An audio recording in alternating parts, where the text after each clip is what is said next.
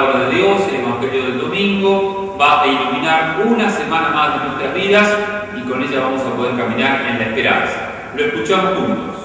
Saliendo de ahí, Jesús se retiró a la región de Tiro y de Sidón. Una mujer cananea que había salido de aquel territorio gritaba diciendo: Señor, hijo de David, ten piedad de mí. Mi hija está terriblemente atormentada por un demonio. Jesús no le respondió palabra.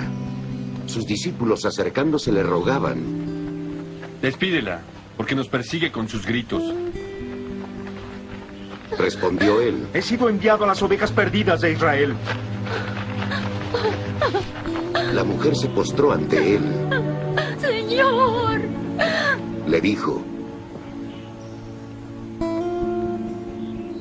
Él respondió: No está bien tomar el pan de los hijos y echárselo a los perritos.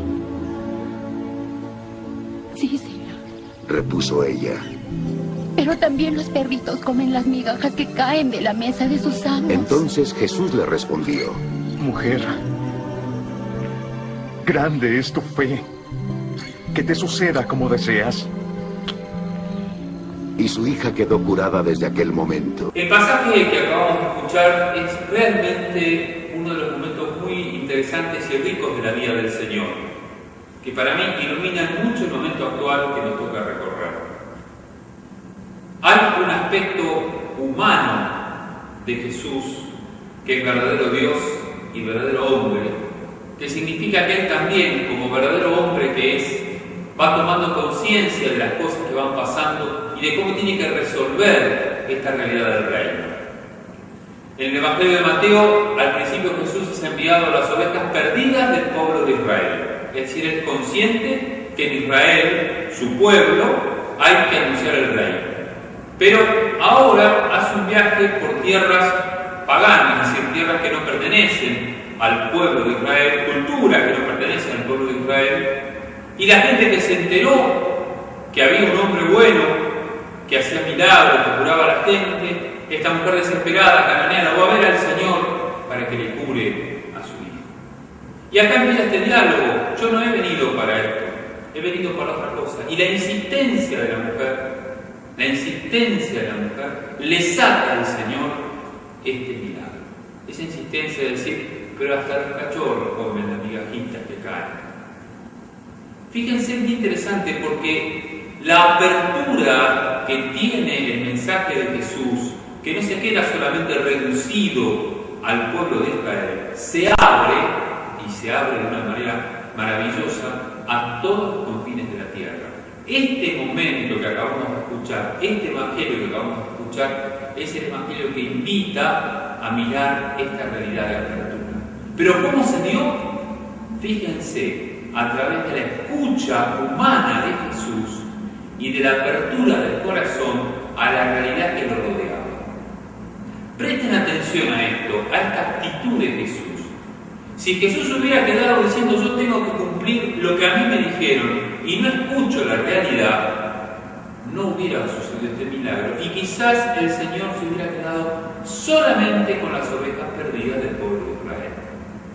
Pero Dios Padre quería que este mensaje llegara a todos los confines de la tierra y no encerrarse solamente en una cultura y en un tiempo.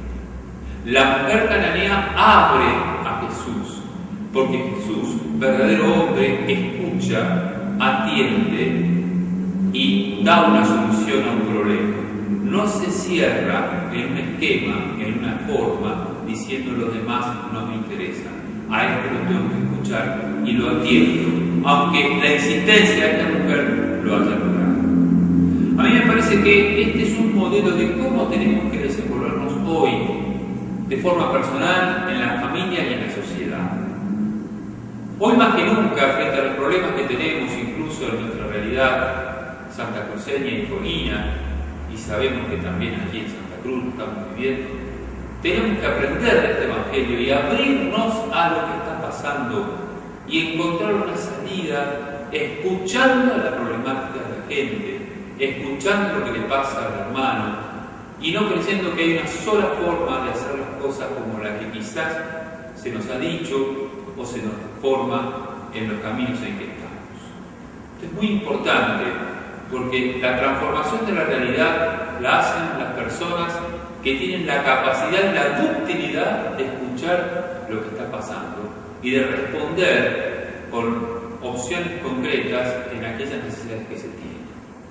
El diálogo se basa en la escucha, y la escucha implica a veces cambiar lo que yo estaba pensando hacer o me habían dicho que había que preparar y hacer. Es decir, la escucha implica cambio. Si no, el diálogo no es verdadero. Si yo siempre voy a estar con mi razón y con lo que yo voy a hacer y nunca lo voy a cambiar, se hace muy difícil la transformación de la realidad. Insisto yo siempre en que tenemos que dialogar, y es un mensaje que no me canso de decirlo en todos los medios donde nos preguntan. Pero también soy consciente que a veces falta, me parece, esta capacidad, esta ductilidad de ver cómo podemos juntos construir este lugar donde estamos.